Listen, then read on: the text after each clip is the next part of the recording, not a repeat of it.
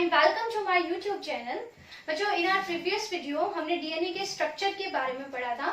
आज हम उस जर्नी पे चलेंगे जिसके थ्रू ये प्रूव हुआ कि DNA is the genetic material in most of the organisms. क्योंकि कुछ में तो क्या होता है, RNA होता है. तो कैसे ये प्रूव हुआ कि DNA is the genetic material, वो आज हमने यहाँ पे पढ़ना है. ठीक है, तो पहले देखो हम उससे बैकग्राउंड स्टोरी देखते हैं पहले कि जो ग्रिफिथ मीशर थे जिन्होंने डिस्कवरी की थी न्यूक्लिक एसिड्स की, मींस डीएनए और आरएनए की 1869 में. तो इन्होंने क्या किया था, इन्होंने सबसे पहले डीएनए को आइसोलेट किया था, आइसोलेटेड डीएनए, और इन्होंने पाया कि जो डीएनए है it is acidic in nature और साथ ही साथ ये कहाँ प्रेजेंट है, सेल के न्यूक्लियस में. So DNA was discovered by Friedrich Miescher. इन्होंने सेल से डीएनए को आइसोलेट किया और इन्होंने देखा कि DNA is acidic in nature and it is present in the nucleus of a cell. तो इन्होंने डीएनए को नाम दे दिया था न्यूक्लियन. ओके, तो nuclein was discovered by Friedrich Miescher. Nuclein है क्या, डीएनए को ही पहले न्यूक्लियन नाम दिया गया था क्योंकि ये एसिडिक है और ये साथ ही साथ न्यूक्लियस के अंदर प्रेजेंट है. तो न्यूक्लियस के अंदर प्रेजेंट एसिडिक सब्सटेंस, इसको नाम दिया गया था न्यूक्लियन. साथ ही साथ मेंडल के बारे में तो आप लोग जानते ही हो कि मेंडल ने अपने जो एक्सपेरिमेंट्स किए थे और वो 1958 से 1963 के बीच में किए थे और इसने अपने जो कंक्लूजन्स दिए थे, मतलब इन दोनों का जो एक्सपेरिमेंटल वर्क है वो साथ साथ ही चला था. लेकिन इन दोनों के इतना कुछ करने के बाद भी डीएनए जेनेटिक मटेरियल है ये प्रूव करने में it took a very long time. ठीक है, बहुत लंबा समय लग गया था डीएनए को जेनेटिक मटेरियल है ऐसा डिस्कवर होने में. तो ऐसी क्या क्या एक्सपेरिमेंट्स हुए जिनसे पता लगा, वो हमने पढ़ना है. हालांकि हमारे काम को आसान कर दिया था कुछ दूसरे साइंटिस्ट ने, जैसे थॉमस हंट मॉर्गन जिन्होंने ड्रोसोफिला के ऊपर जेनेटिक्स की स्टडी की थी. साथ ही साथ सटन एंड बोगरी थे जिन्होंने क्रोमोसोमल थ्योरी ऑफ इनहेरिटेंस दी थी और ये बता दिया था कि जो जीन्स और जो फैक्टर्स और means the unit of inheritance वो क्रोमोसोम पे प्रेजेंट है. मींस क्रोमोसोम वो मटेरियल है जो कि रिस्पॉन्सिबल है जेनेटिक्स के लिए और हेरिडिटी के लिए. ये काम किसने किया था, थॉमस हंट मॉर्गन ने भी ये बताया था कि जो फैक्टर्स है दीज आर लोकेटेड ऑन कहाँ, क्रोमोसोम्स. साथ ही साथ जो क्रोमोसोमल थ्योरी ऑफ इनहेरिटेंस है जो सटन एंड बोगरी ने दी थी वहां से भी ऐसा पता चल गया था. बट प्रॉब्लम वाज कि डीएनए भी क्रोमोसोम के अंदर तो डीएनए भी होता है और प्रोटीन भी होता है. तो इन दोनों में से कौन है जेनेटिक मटेरियल. तो बहुत से साइंटिस्ट मानते थे कि जेनेटिक मटेरियल प्रोटीन है. ठीक है, ऐसा उनका मानने के पीछे भी कुछ लॉजिक है. लेकिन उनका जो ये एक तरह से मिसकंसेप्शन था ये दूर हुआ जब कुछ एक्सपेरिमेंट्स किए. किसने सबसे पहला जो एक्सपेरिमेंट किया था वो फ्रेडरिक ग्रिफिथ ने किया था 1928 में, वो हम आगे डिस्कस करेंगे. तो अभी जो रेस चल रही है, मतलब पहले चल रही थी कि जेनेटिक मटेरियल कौन है, वो रेस चल रही थी डीएनए और प्रोटीन के बीच में. ज्यादातर साइंटिस्ट का मानना था कि प्रोटीन्स जेनेटिक्स के लिए और हेरिडिटी के लिए और ट्रांसमिशन ऑफ कैरेक्टर्स के लिए रिस्पॉन्सिबल है. ठीक है, तो ऐसा मानने के पीछे क्या रीजन थे. तो आज हम पढ़ेंगे पहले प्रॉपर्टीज क्या होनी चाहिए जेनेटिक मटेरियल की. कोई भी केमिकल है अगर वो जेनेटिक मटेरियल की तरह से काम कर रहा है तो इसका मतलब है उसके पास कुछ प्रॉपर्टीज हैं जो उसको जेनेटिक मटेरियल बना रही है. तो आप क्या सोचते हो वो कौन सी प्रॉपर्टीज हो सकती हैं.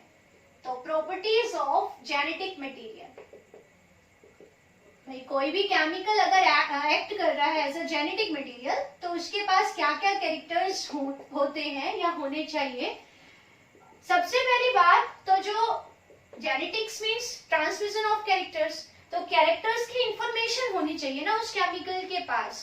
Means this chemical should be having, it should have, क्या होना चाहिए, जेनेटिक इंफॉर्मेशन. मींस कैरेक्टर्स को रेगुलेट करने के लिए कब कौन सा प्रोटीन बनेगा ये सब चीजें डिसाइड करने के लिए सारी इंफॉर्मेशन इस केमिकल के पास होनी चाहिए. दूसरा, ये जो केमिकल है ये अपने आप को सेल में एक्सप्रेस भी करना चाहिए.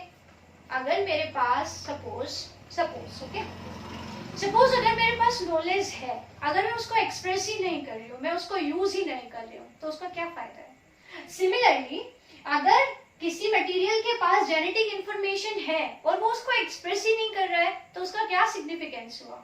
ठीक है, तो जेनेटिक मटेरियल होने के लिए जेनेटिक इंफॉर्मेशन का होना ही जरूरी नहीं है, बल्कि उस इंफॉर्मेशन को एक्सप्रेस करना भी जरूरी है।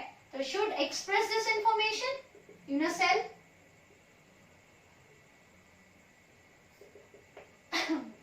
और क्या होना चाहिए, this genetic material should be able to replicate itself, मतलब इसके पास अपनी कॉपी बनाने की कैपेबिलिटी होनी चाहिए। जैसे हम पढ़ते हैं ना कि जो सेल है उसके पास क्रोमोसोम है, ठीक है, एक ही है। आप इस सेल को डिवाइड करके 2 सेल बनानी है और इस सेल, इन दोनों सेल के बीच में भी अपनी जेनेटिक इंफॉर्मेशन को देना है इनको भी। तो इसको एक क्रोमोसोम इसके पास पहुंचाना है और एक क्रोमोसोम इसके पास पहुंचाना है। तो कैसे हो सकता है, पहले ये क्रोमोसोम मतलब जो ये जिस चीज से बना है उसको ये डबल करे, तभी तो वो इक्वल कॉपीज दोनों तक पहुंचा पाएगा। तो ये जो अपनी कॉपी बनाने की जो प्रोसेस है, इसको हम रेप्लिकेशन कहते हैं। तो जेनेटिक मटेरियल ऐसा होना चाहिए, should be able to replicate, means to form its carbon copy, और साथ ही साथ जो इसने कॉपीज बनाई है उस कॉपीज को ये नेक्स्ट सेल्स में और नेक्स्ट जनरेशन में पहुंचाए। तो should transmit its copy to next और डॉटर सेल और डॉटर जनरेशन।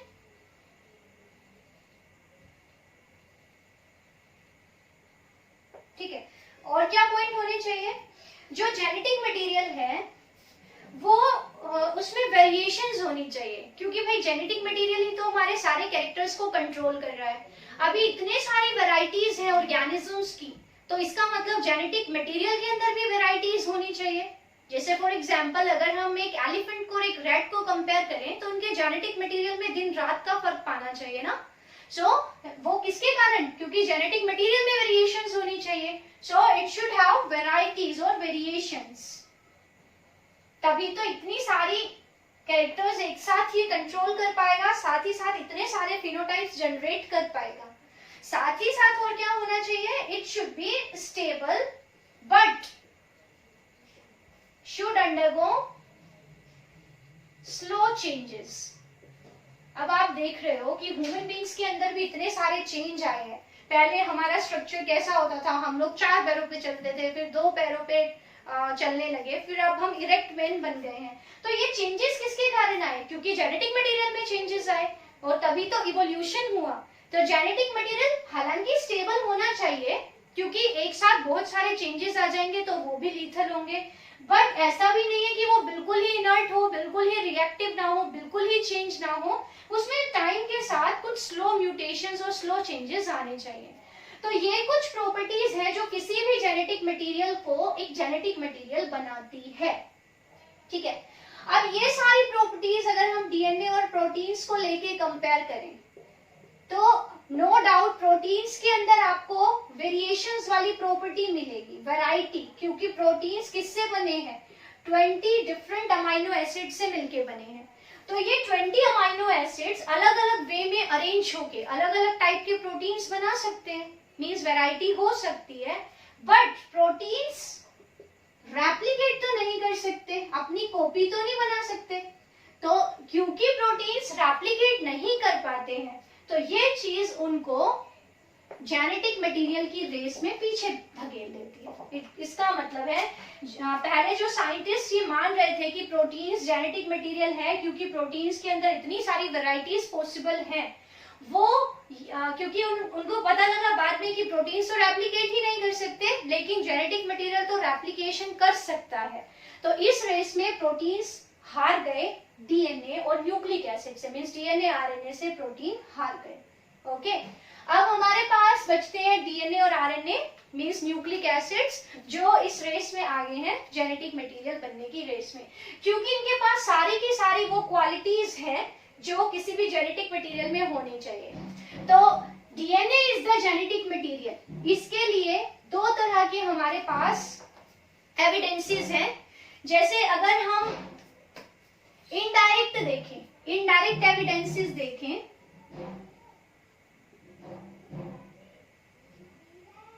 इनडायरेक्ट एविडेंसेस क्या होंगे? देखो हर सेल के अंदर डीएनए प्रेजेंट होता है ना, और सेल डिवीजन से पहले डीएनए अपनी कॉपी भी बनाता है और फिर ये कॉपी एक सेल से दूसरी सेल में ट्रांसमिट भी होती है। तो यही प्रॉपर्टीज तो हमें चाहिए थी जेनेटिक मटेरियल के लिए, क्योंकि डीएनए अपनी कॉपी भी बना सकता है। जब भी सेल डिवाइड करती है जस्ट उससे पहले डीएनए अपनी कॉपी जनरेट करता है, फिर ये कॉपीज जो डॉटर सेल्स है उनमें जाती भी है ना, और हर सेल के अंदर डीएनए भी है। तो उसका क्या सिग्निफिकेंस है? उसका यही सिग्निफिकेंस है, और इनडायरेक्टली वो यही प्रूव कर रहे हैं कि डीएनए हमारा जेनेटिक मटेरियल है, क्योंकि DNA can replicate, it is present in nucleus of every cell, है ना। साथ ही साथ इसके अंदर स्लो चेंजेस भी आते हैं, वेरिएशंस भी हो सकते, वेरिएशन क्योंकि आपने पढ़ा है 4 न्यूक्लियोटाइड्स हैं, वो 4 न्यूक्लियोटाइड्स नंबर ऑफ वेज में अरेंज होके डिफरेंट टाइप्स मतलब वेरिएशंस कॉज करते हैं। सो सारे के सारी चीजें जो एक जेनेटिक मटेरियल के अंदर होनी चाहिए, DNA is stable but it undergoes slow mutations also, so DNA is the genetic material. ये इनडायरेक्टली हमें पता चलता है। लेकिन डायरेक्ट की बात करें तो कुछ ऐसे एक्सपेरिमेंट्स हुए जिससे तुरंत ये पता चल जाएगा कि डीएनए जेनेटिक मटेरियल है। तो वही एक्सपेरिमेंट हम पढ़ते हैं आज। सबसे पहले जो एक्सपेरिमेंट है उसका नाम है ट्रांसफॉर्मिंग प्रिंसिपल। ये एक्सपेरिमेंट किया फ्रेडरिक ग्रिफिथ ने 1928 में, ठीक है। तो आज हम ग्रिफिथ्स एक्सपेरिमेंट पढ़ेंगे। और ग्रिफिथ कई बार देखो एग्जाम में इसको ग्रिफिथ एक्सपेरिमेंट के नाम से भी दे देते हैं और कई बार ट्रांसफॉर्मिंग प्रिंसिपल के नाम से भी, तो आपको यहाँ पे कंफ्यूज नहीं होना है। सो ट्रांसफॉर्मिंग प्रिंसिपल, ट्रांसफॉर्मेशन क्या होता है?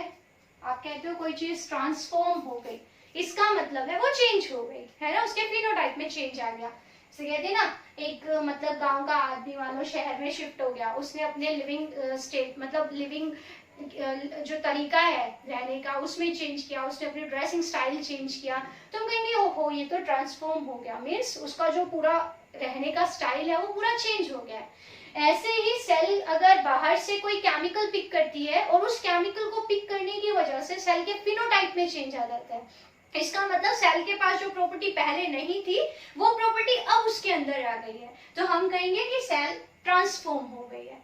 सो ट्रांसफॉर्मेशन क्या है?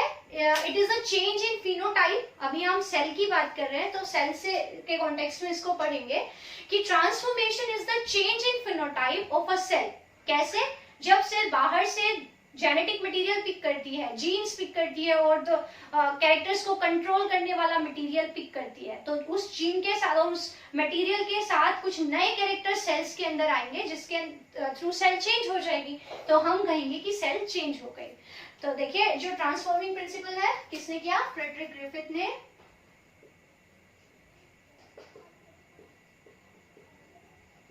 फ्रेडरिक ग्रिफिथ ने 1928 में। एक्चुअली ये कुछ ऐसा नहीं कर रहे थे जो इन्होंने कर दिया, ये तो एक बैक्टीरिया पे काम कर रहे थे जिस बैक्टीरिया का रोल है निमोनिया में, मतलब जो निमोनिया कॉज करने वाला बैक्टीरिया है, तो उसके ऊपर ये काम कर रहे थे।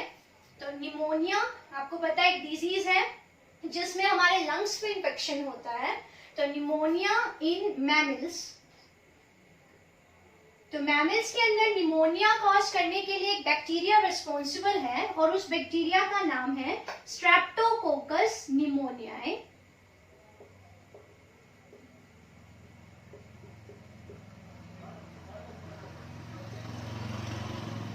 हम ये साइंटिफिक नेम है तो हम इसको अंडरलाइन करेंगे। फर्स्ट जो वर्ड है it is genus, it is species. तो जो बैक्टीरिया है responsible for causing pneumonia in mammals है स्ट्रेप्टोकोकस निमोनियाe। कोकस बैक्टीरिया कौन से होते हैं? जो स्फेरिकल होते हैं शेप में। अब ये जो बैक्टीरियम है ये दो के ग्रुप में, मतलब एक बैक्टीरिया दो, ऐसे दो की कॉलोनी बनाते हैं, ऐसे दो के ग्रुप में ग्रो करते हैं, इसलिए इस बैक्टीरिया को हम डिप्लोकोकस निमोनियाe भी कहते हैं। कोकस शेप के कारण दो के ग्रुप में ग्रो करते हैं, इसलिए डिप्लो मीन्स 2, ठीक है। तो जो बैक्टीरियम रिस्पॉन्सिबल है for causing pneumonia is diplococcus और स्ट्रेप्टोकोकस निमोनियाe।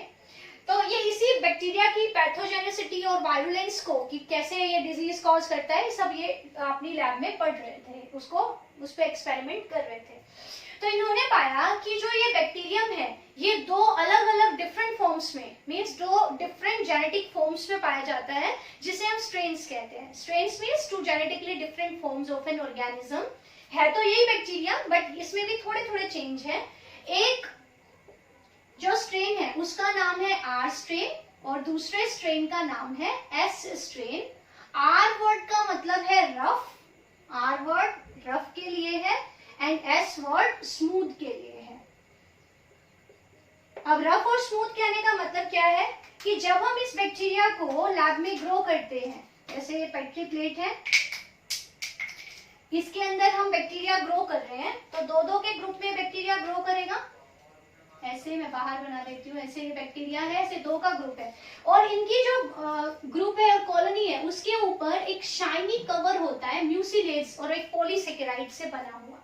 तो ये है क्या, म्यूसिलेजिनस कवरिंग।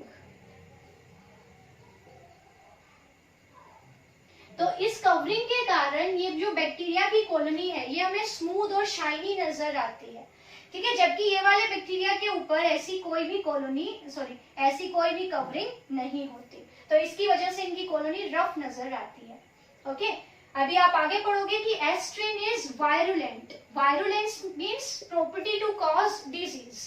तो क्योंकि एस स्ट्रेन निमोनिया कॉज करता है मैमल्स में, सो ये वायरुलेंट है, जबकि आर स्ट्रेन कोई भी निमोनिया कॉज नहीं करता है, मींस ये नॉन वायरुलेंट है। तो वायरुलेंस मींस होता है प्रॉपर्टी टू कॉज डिजीज। जो डिजीज कॉज करने वाले माइक्रोब्स हैं उन्हें हम वायरुलेंट कहेंगे, और जो डिजीज नहीं कॉज करते उन्हें हम नॉन वायरुलेंट कहेंगे। तो दो स्ट्रेन्स के बारे में समझ में आया। इनके भी टाइप्स थे R2S3 जो हमारे सिलेबस से बाहर है। तो डिप्लोकोकस निमोनियाई और streptococcus pneumoniae, it is the bacterium which is responsible for causing pneumonia in mammals. This bacterium is found in two strains R and S। अब क्या किया देखो बारी बारी से, पहले जो ग्रिफिथ था उन्होंने इंजेक्शन के थ्रू R वाले बैक्टीरियम को इंजेक्ट किया इनटू अ माइस।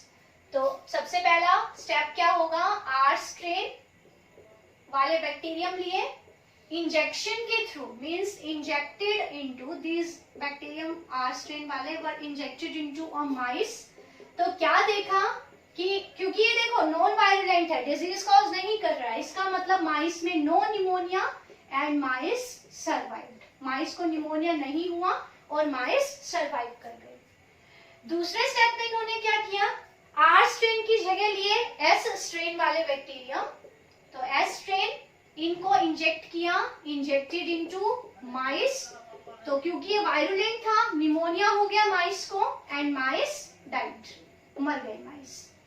फिर उन्होंने क्या किया, एस वाले लिए और उनको हीट किल कर दिया, मींस टेम्परेचर की हेल्प से एस स्ट्रेन को किल कर दिया। तो अभी क्या बन गए ये, heat killed S strain. Heat से किल किया, इनको इंजेक्ट किया माइस के अंदर। अब देखो क्योंकि ये बैक्टीरियम जब लिविंग थे तब तो डिजीज कॉज कर रहे थे, बट अब ये हीट किल्ड हो चुके हैं तो ये डिजीज कॉज नहीं करेंगे एंड माइस सर्वाइव्ड। अब जो अमेजिंग काम किया वो क्या किया, मिक्सिंग किसकी, जो आर वाले स्ट्रेन है लिविंग उसको और हीट किल्ड एस वाले को मिक्स कर दिया। बैक्टीरिया, दो तरह के बैक्टीरिया ले लिए, एक जिंदा ले लिए आर वाले और एस वाले क्या ले लिए, मरे हुए ले लिए। और क्या देखा कि माइस, क्या आप क्या सोच रहे होगे, नहीं मरा ना, क्योंकि ना तो अकेले जब हमने किया ये एक्सपेरिमेंट तो ना तो अकेले आर वाले ने डिजीज कॉज की, ना हीट किल्ड एस वाले ने डिजीज कॉज की। तो जब दोनों को मिक्स कर रहे हैं तो भी डिजीज नहीं होनी चाहिए, बट टू हिज सरप्राइज हुआ क्या, माइस को निमोनिया हुआ और माइस की डेथ हो गई। है ना, सरप्राइजिंग चीज है ना ये, कि जब आर वाला भी डिजीज कॉज नहीं करता अकेले और हीट किल्ड एस वाला भी अकेले डिजीज कॉज नहीं कर सकता, बट जब दोनों को मिक्स कर दिया तो माइस को निमोनिया हो गया एंड माइस डाइड। ओके, तो ये कैसे हुआ? तो इसके लिए क्या किया, जो इस मरे हुए माइस का ब्लड सैंपल कलेक्ट किया ग्रिफिथ ने, और इसके ब्लड के अंदर अमेजिंग चीज जो देखने को मिली, जो आप कह सकते हो हॉरिबल चीज है, मरा हुआ जिंदा नहीं ऐसा नहीं था, क्या मिला देखो, दोनों मिले, आर वाले भी मिले और एस वाले भी मिले, और दोनों कैसी स्टेज में मिले, लिविंग में। बट हमने तो एस वाले कैसे डाले थे, किल्ड वाले डाले थे ना, फिर इस माइस के अंदर एस वाले लिविंग कैसे बने, है ना, अमेजिंग और हॉरिबल भी है ना, कि भाई मरे हुए जिंदा कैसे हुए? तो एक्चुअली मरे हुए जिंदा नहीं हुए, बल्कि आर वाले ही एस वाले में चेंज हो गए। अब हीट किल्ड वाले जो थे वो तो जिंदा नहीं हो सकते हैं, लेकिन आर वाले एस वाले में चेंज हो सकते हैं। और ऐसा कैसे हुआ होगा, वो ग्रिफिथ ने बताया कि कुछ तो चीज, कुछ तो केमिकल ये एस वाले से पास हुए आर वाले में, और उन्होंने इस आर वाले को चेंज कर दिया एस वाले में। क्या यहाँ से जो कंक्लूजन निकलता है कि जब माइस की ब्लड सैंपल के अंदर दोनों तरह के बैक्टीरिया लिविंग पाए गए, तो कंक्लूजन क्या निकाला ग्रिफिथ ने, कि कुछ तो ऐसा था, मीन्स समथिंग, किससे, फ्रॉम हीट किल्ड एस वाले से,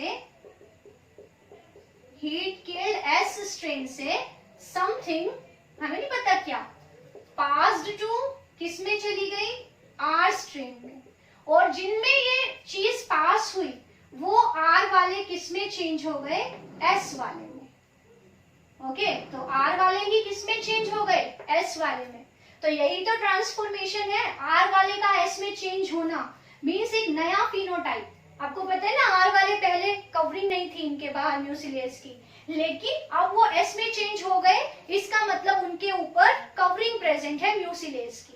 तो एक नया कैरेक्टर आर वाले में ऐड हो गया, और जिसकी वजह से वो एस वाले में चेंज हो गए, और जब ये एस में चेंज हो गए तो इन्होंने डिजीज कॉज कर दी, और वो डिजीज होने की वजह से माइस की डेथ हो गई, है ना। तो इसका मतलब something from heat killed S strain passed to R strain, और इस चीज ने हमें नहीं पता क्या आर वाले को चेंज कर दिया एस वाले में। अब आर वाले लिविंग थे तो ये बन गए लिविंग एस वाले। अब एस वाले वायरुलेंट होते हैं, इन्होंने निमोनिया कॉज किया, और इस निमोनिया की वजह से माइस की डेथ हो गई। बट प्रॉब्लम इज कि ये क्या था, ये तो नहीं पता ना कि इस आर वाले से, सॉरी एस वाले से क्या था ऐसा जो आर वाले में गया।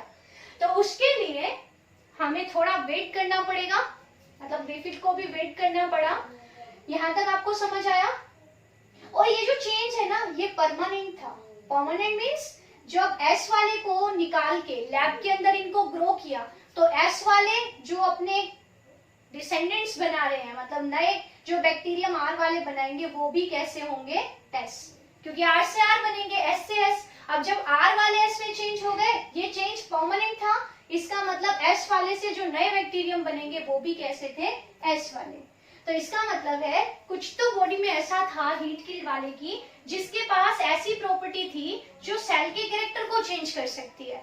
वो जेनेटिक मटेरियल ही हो सकता है ना, क्योंकि जो सारे के सारे कैरेक्टर्स हैं वो जेनेटिक मटेरियल के पास हैं।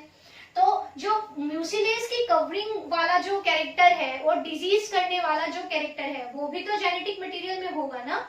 It means genetic material of R, sorry S passed to R, और इसके कारण आर वाले के अंदर कुछ परमानेंट चेंजेस आ गए और वो बन गए एस वाले। बट प्रॉब्लम वाज कि व्हाट वाज दिस समथिंग, ये क्या था जो आर वाले को एस में चेंज कर गया। तो इसके लिए 3 साइंटिस्ट का नाम आपको याद करना है, एवरी, मैक्लियोड एंड मैकार्टी। ठीक है, ये 3 साइंटिस्ट थे, अमेरिकन थे आई थिंक। तो इसको हम बोलते हैं biochemical characterization of transforming principle. Transformation पढ़ लिया, आर वाले का एस में चेंज होना, वो transformation. So what was that biochemical, कि वो कौन सा बायोकेमिकल था, यानी केमिकल था जो लिविंग एस वाले में प्रेजेंट था, जिसने आर वाले को एस में चेंज कर दिया। वो बायोकेमिकल क्या था, ये प्रूव किया किसने, इसकी जो स्टडी है वो किसने की? इसकी स्टडी की है 3 साइंटिस्ट ने, एवरी, मैकलियोड एंड मैककार्टी। ये 3 साइंटिस्ट थे जिन्होंने 1944 के अंदर बताया कि कौन सा केमिकल ट्रांसफॉर्मेशन के लिए रिस्पॉन्सिबल है। वो कैसे?